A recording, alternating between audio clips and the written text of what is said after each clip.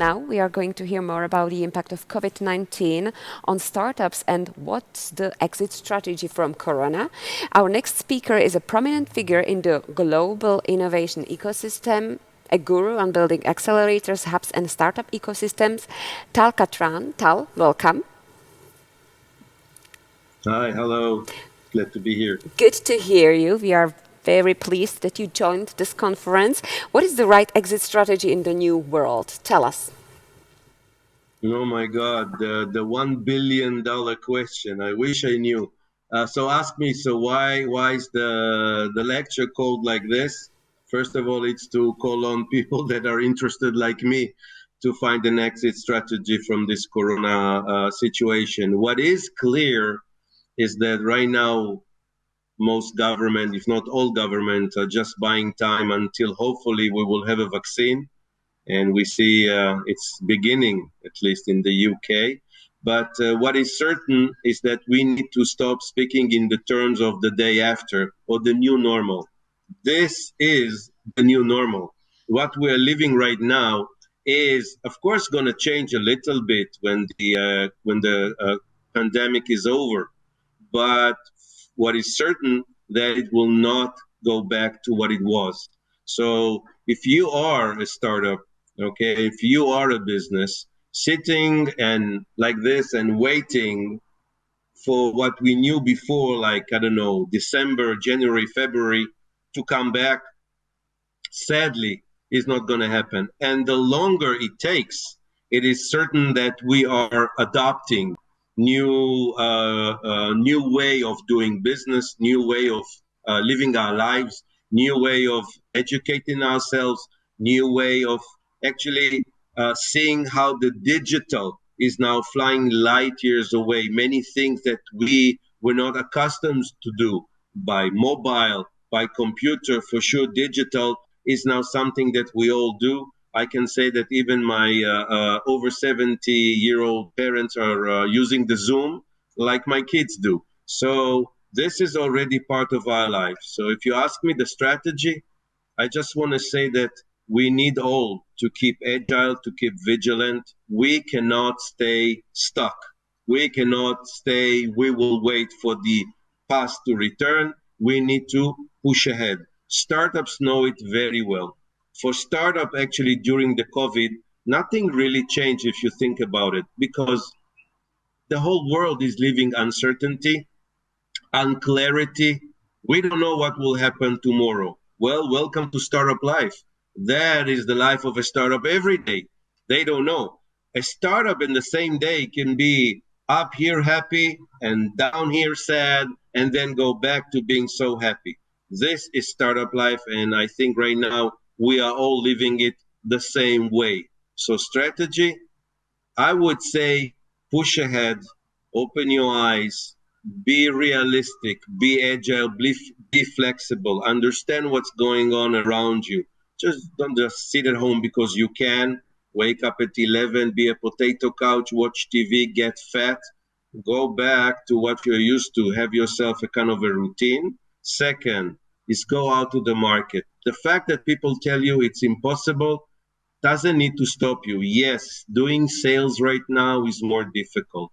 Why? Because everyone is trying to cut expenses. But 2021 is just behind the corner, as we say. So if you did not wake up in time, you are already missing the budgets of 2021. This is why you need to wake up and be there. You need to make sure you and your company, regardless if you're a startup or a business, you need to be with your customers. You need to keep in touch. Yes, they have it tough like you, but the fact that you pick up the phone and keep in touch with them, same way they should keep in touch with your own company. You are now put at home. Yes, the situation is difficult. Stop thinking about yourself. Think about the company. Pick up the phone, maybe offer some new idea, something that you can maybe help, assist, do better. This is what we need to do today. Tal, you've already gave a speech in Prague. You've been to Prague before, so you partially know the local environment. Could you give us any advice how to build a healthy startup ecosystem? What would be the advice to government, to universities, to accelerators, or to other stakeholders that could help to the ecosystem? Thank you for the question. I think you mentioned already the major parts of what we call the ecosystem players. So I always say your industry is as good as your academy. This is how it is. If you have good studies, you have good industry, and I think that in that region, that part, Czech Republic is, I think, doing a good job on education. But again, we are speaking maybe about entrepreneurship, where we understand that startups are a growth engine within every economy. This is how it starts. Maybe the one most common question I get is, why do I differentiate, or how do I differentiate between a startup and a small business? What is the big difference? So my answer will be that startup will always develop, create technology, while when we speak about a small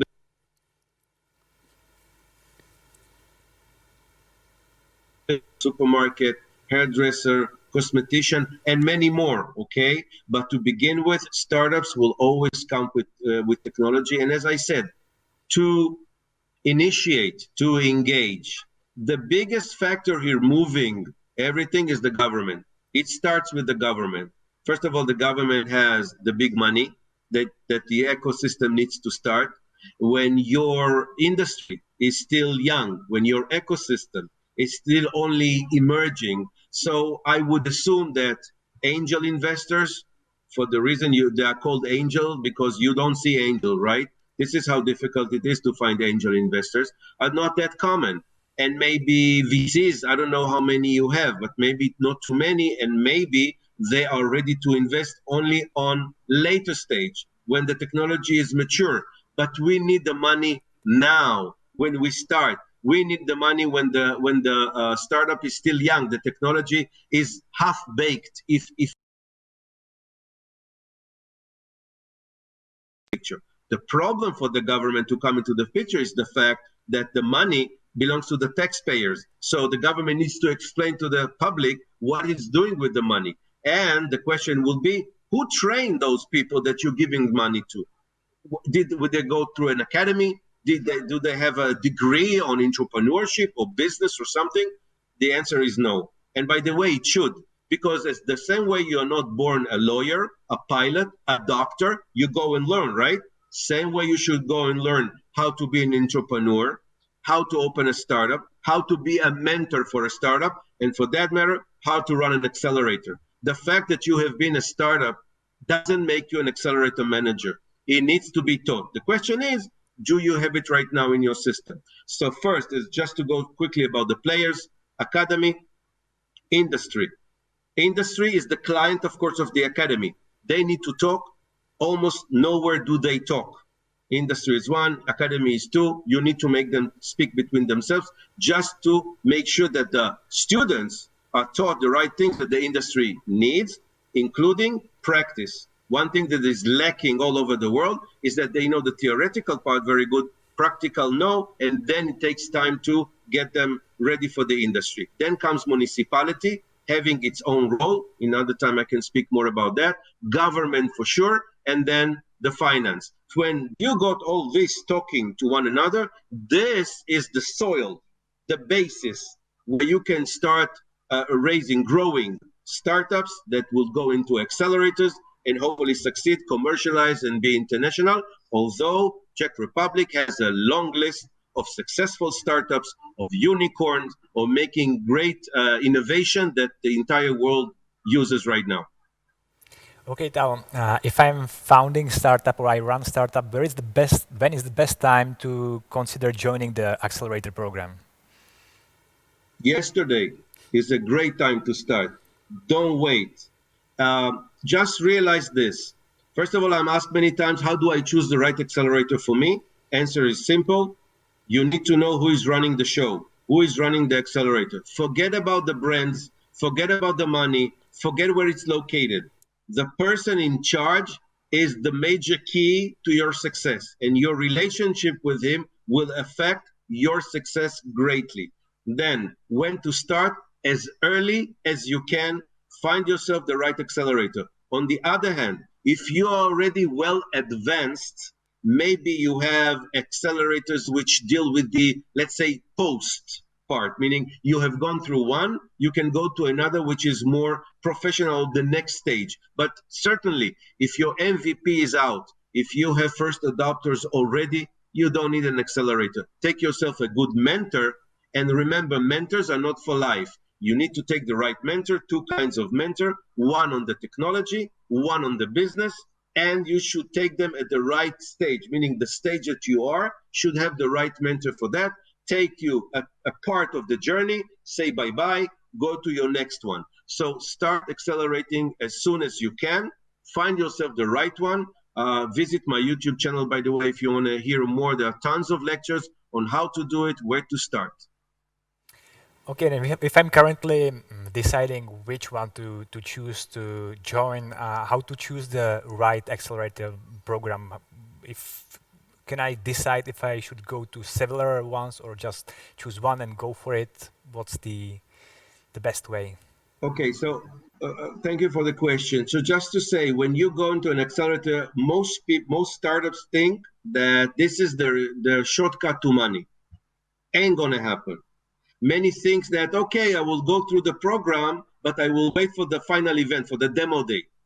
Then they will bring the investors, and I'm so good, for sure I'm gonna raise the money. Ain't gonna happen. Science fiction, never happened before. Get this out of your system. The only way you're going to succeed is work hard. Work hard. An accelerator gives you a kind of a framework. It's like school, okay? But it's not called a course, and you're not given exams or homework. This is real life. This is real business. And hopefully there are people there, from the manager to the mentors and your peers, the fellows in the program, that can help you push ahead a little bit. It's always just a little bit, and it takes time.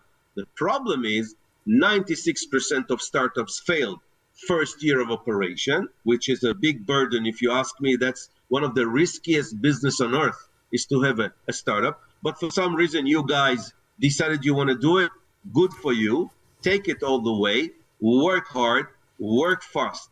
Once you're in a program, hopefully you will find the right one. If you feel it's not for you, say bye-bye, move to the next one. In Israel, you will see the kind of a competition. I had entrepreneurs joining 2 at the same time or coming 3 times in different cohorts, in different accelerators that I have, just to join the ride. For some reason, as I said, entrepreneurs, not to insult anyone, are not stable people, okay? I can even say, I am allowed to say crazy, because I have gone through, I think now near 4,000 of them, knowing well myself, being a startupper, that we are not usual people. So I can say it. This is why we can endure a lot. We can endure a lot, and we need to try. The problem is that I find in many countries is this fear of failing. Get this into your heads. Failure is a major step for success. You ain't fail, probability of you succeeding is small. If you reach investors, they will definitely ask you, tell me about a failure. If you didn't, you will smile, hey, I never failed. They will say, thank you, go fail somewhere else and come back to me, because statistically, you're going to fail with my money. So go fail somewhere else. Go ahead and try. Your chances, in any case, are so small that, first of all, enjoy the ride, take as many risks as you can, try whatever you can, and just don't freeze. Keep on moving. That was a nice sum up, I would say, even though I wanted to ask very short question. If you would be now about to start a new startup, which area would it be? So I didn't hear you, sorry, again? If you should start a new startup right now, which area would you choose? Okay, so we see right now that everything around us become digital, but also remote. So it is quite clear that, simply saying digital, it would be going to any, let's say, technology relating to payment, fintech for sure. The fact that we have remote puts a lot of cyber risk in the middle, go cyber. We see even JP Morgan now converting from saying no to crypto, to Bitcoin, going into cryptocurrency. I would say check blockchain and crypto. Then when we said remote, it means that everything regarding robotics and again digital, telemedicine, education. Well, I don't know how is it with you in Czech Republic, but I would say that the fact that students have a computer, a Wi-Fi, and a PowerPoint presentation doesn't make it remote education. Sorry for the language, that's remote bullshit. If you have something in ed tech, this is a great time to offer it if you have any ways of a platform. Okay, so these are the regions I would go to definitely right now, and do not put Corona aside. It will be behind us one day.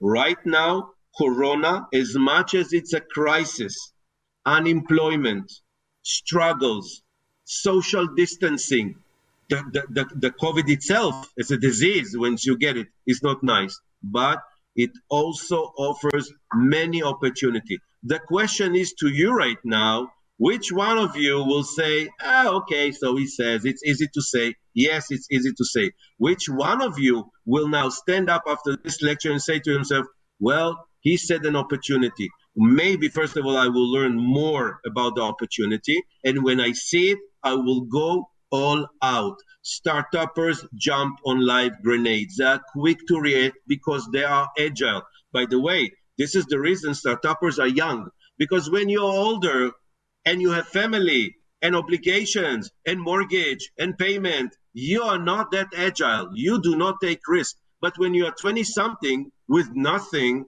this is when you take the risk. This is part of the opportunity right now. I say to you, wake up, smell the coffee. If you have the money, buy it and drink it. Otherwise, get to work. So that was a call for all the young, without families, that have enough energy and are agile enough. Thank you, Tal, very much for joining the conference. Thank you. Thank you so much. Bye, guys. Bye-bye.